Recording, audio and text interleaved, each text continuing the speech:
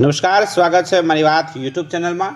આપણે વાત કરીશું પોષણ ટ્રેકર એપ્લિકેશનની અંદર નવા આવેલા અપડેટ 25.1.9 સંદર્ભે. અગાઉ આપણી સામે 25.1.8નું અપડેટ હતું. આ અપડેટની અંદર આપણી સામે છે એ સુધારા જોવા મળેલા, જેમ કે આપણે THR વિતરણ કરતા સમયે જે ભૂલ હતી એમાં સુધારો થયેલો, એમાં પ્રોસેસ કરવામાં બહુ વાર લાગતી હતી, ફોટો ક્લિક નહોતો થતો, એ સોલ્વ આઉટ થયેલું. સાથે SS એપ્લિકેશનની અંદર પણ સુધારો થયેલો અને નવું આર્કિટેક્ચર છે એ પણમાં સુધારો કરવામાં આવેલો. હાલ નવું અપડેટ આપણી સામે છે. આ અપડેટની અંદર એક સારો કહી શકાય એવો સુધારો આપણે જોઈ શકીએ, જેમ કે હવે આપણે લાભાર્થીની નોંધણી છે એ આધાર વગર કરી શકીએ છીએ. એ પ્રકારનું ઓપ્શન આપણી સામે આ નવા આવેલા અપડેટ 25.1.9ની અંદર કરવામાં આવ્યું છે. ચાલો સમજીએ. તમે સૌથી પહેલાં એપ્લિકેશન છે એને અપડેટ કરી લેશો. તમારે એપ્લિકેશનને અપડેટ કરવા માટે પ્લે સ્ટોર એપ્લિકેશનમાં જવાનું છે, ત્યાંથી એપ્લિકેશન છે એને અપડેટ કરી દેવાનું છે. તમે અહીંયા જુઓ છો તો અહીંયા આપણને જોવા મળે છે કે રજિસ્ટ્રેશન વિધાઉટ આધાર એટલે કે નોન આધાર ઓપ્શન એડેડ કરવામાં આવ્યો છે, એટલે કે જેની પાસે આધાર કાર્ડ નથી એવો વિકલ્પ છે અંદર ઉમેર્યો છે.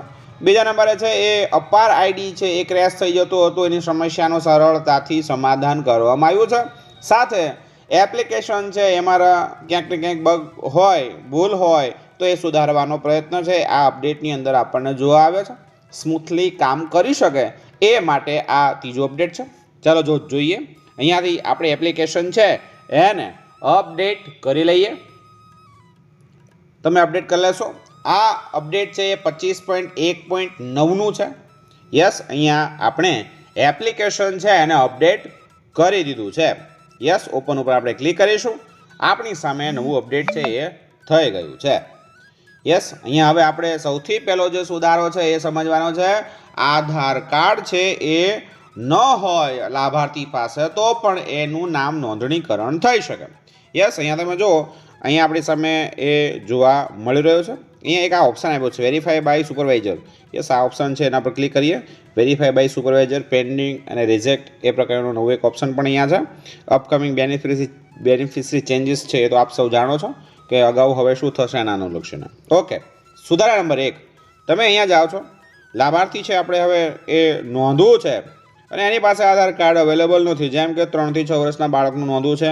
અહીંયા આપી દઈએ કોઈ પણ એક ઉપર ક્લિક કરી દઈએ. યસ, પ્રોસીડ, અને આધાર નંબર અને મોબાઈલ નંબર અહીંયા એડ કરવાનો આવશે. ઓકે, અહીંયાથી થોડા પાછા આવી જઈએ. Next, new registration, proceed. Yes, અહીંયા તમે જુઓ આની અંદર જોવા મળે છે. ખાસ કરીને પ્રેગ્નન્ટ વુમન છે એની અંદર તમે જાઓ, ન્યૂ રજિસ્ટ્રેશન કરો છો, પ્રોસીડ ઉપર ક્લિક આપો છો, સગર્ભાનું નામ નોંધીએ છે ત્યારે આપણને જોવા મળે. જેમ કે અહીંયા આધાર નંબર નાખીએ છે. Application does not have Aadhaar number, તો એપ્લિકેશન નહીં, એપ્લિકેન્ટ છે. Applicant does not have Aadhaar number, એના પર આપણે ક્લિક આપીએ એટલે કે એની પાસે એ ડિટેલ્સ નથી એવું છે. પછી અહીંયા આવે મોબાઈલ નંબર છે, આધાર એનરોલમેન્ટ નંબર છે એ તમારે લખવાનો આવે. પછી તમારે છે એનરોલમેન્ટ રિસિપ્ટ છે એ અપલોડ કરવાની થશે. અહીંયા પ્રૂફ છે એ જે કંઈ લાગુ પડતું હોય એ પ્રૂફ તમારે અહીંયા આપવું પડશે, જેમ કે પાન કાર્ડ છે, પાસબુક છે, રેશન કાર્ડ છે, વોટર આઈડી છે, મનરેગા જોબ કાર્ડ છે, કિસાન ફોટો પાસબુક છે, ડ્રાઇવિંગ લાઇસન્સ છે, બેંક પાસબુક છે, એ અહીંયા આપણને મૂકવું પડશે. આ ફરજિયાત છે. જેમ કે અહીંયા તમે એન્ટ્રી કરવા જાઓ તો મોબાઈલ નંબર ફરજિયાત છે. આધાર એનરોલમેન્ટ નંબર ના હોય ચાલે, અહીંયા પણ ચાલે. અહીંયા પ્રૂફમાં તો તમારે આપવું જ પડે. પછી નીચેની સાઈડમાં તમે જાઓ તો જે પ્રૂફ તમે અહીંયા આપો છો એ પ્રૂફનો આઈડેન્ટિટી નંબર અહીંયા લખવાનો અને એની PDF છે કે JPG છે કે PNG છે એ ફાઇલ અહીંયાથી અપલોડ કરવાની, એટલે નામ નોંધણીકરણ થઈ જશે. આ નવા આવેલા અપડેટની અંદર છે. સગર્ભાની અંદર આપણે નામ નોંધીએ છીએ ત્યારે પણ જોવા મળે. પછી લેક્ટિંગ મધર છે એની અંદર તમે જાઓ છો તો ત્યાં પણ આપણને આ ઓપ્શન છે એ જોવા મળે છે. યસ, આપણે બહાર આવી જઈએ અને બાળકોની અંદર જઈશું. New registration, proceed. યસ, અહીંયા પણ આપણને એ ઓપ્શન જોવા મળે છે. બધા જ લાભાર્થીની નોંધણીની અંદર આ ઓપ્શન, યસ, અહીંયા આપણને એ જોવા મળતું નથી. 6 મહિનાથી 3 વર્ષનું જે બોક્સ છે એની અંદર આપણે જ્યારે બાળક નોંધણીકરણ કરવા જઈએ છે તો આપણને નથી મળતું. યસ, અહીંયા આપણે ફાધર ઉપર ક્લિક આપીએ તો બી આપણને એ જોવા મળે છે. સેકન્ડ, ન્યૂ રજિસ્ટ્રેશન, આપણે ગાર્ડિયન છે એના પર ક્લિક આપીએ. યસ, એમાં આપણને ઓપ્શન જોવા મળતું નથી. 3 થી 6 વર્ષનું જે છે એની અંદર પણ આપણે જોઈએ. યસ, અહીંયા આપણને એ ઓપ્શન છે એ જોવા મળતું નથી.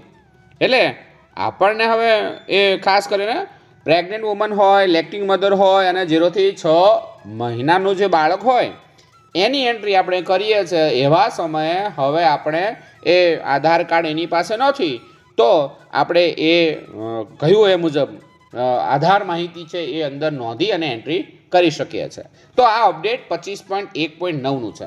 સાથે તમારે અપાર આઈડી તમે ક્રિએટ કરો છો, જેમ કે કોઈ લાભાર્થી અહીંયા આપણી પાસે બાળક છે તો એનું આપણે અપાર આઈડી છે એ ક્રિએટ કરવાનું હોય. યસ, આપણે અપાર આઈડી ક્રિએટ કરવા માટે છે 3 થી 6 વર્ષના બોક્સની અંદર જઈએ, ત્યાંથી આપણે જોઈ લઈએ. યસ, અહીંયા આપણે સામે છે એ અપાર આઈડી, યસ આનું બનેલું છે, આ બ્લર થઈ ગયું છે, એનો અર્થ એ થશે કે એને બનાવી દીધું છે.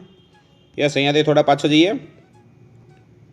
યસ, અહીંયા તમે જુઓ તો અહીંયા એને બનાવેલું નથી એટલે અહીંયા જોવા મળે ક્રિએટ અને રિટ્રીવ અપાર આઈડી એવું લખ્યું છે. એના પર તમે ક્લિક આપો છો, બધી ડિટેલ અહીંયા આવી જશે. અહીંયા પર ક્લિક કરી દો છો, ચાઇલ્ડ છે એના વાલી છે, મધર છે, ફાધર છે એ લાગુ પડે અને અહીંયા એનો આધાર ઓથેન્ટિકેશન આઈડી નંબર છે એ લખી દેવાનો અને પછી સબમિટ આપી દેવાનું એટલે એ અપાર આઈડી છે એનું ક્રિએટ થઈ જશે. પહેલાં એવું હતું કે આમાં કંઈક સમસ્યા આવતી હતી, એ હવે દૂર થઈ ગઈ છે. યસ, આ અપડેટની અંદર છે. બાકી સારું કહી શકાય એવું એ છે કે નવું અપડેટ છે આ, જેમાં આપણે લાભાર્થી છે એની પાસે આધાર કાર્ડ ન હોય તો પણ નોંધણી થઈ શકે છે. આપણે નેક્સ્ટ વિડીયોની અંદર જોઈશું એ પર્ટિક્યુલરી એક નામ નોંધણી કરીને પણ જોઈશું. ફરી મળીએ નવી માહિતી સાથે, ત્યાં સુધી રજા આપશો ને હા, મારી વાત યુટ્યુબ ચેનલને સબસ્ક્રાઈબ પણ જરૂર કરી દેશો. ફરી મળીએ નવી માહિતી સાથે.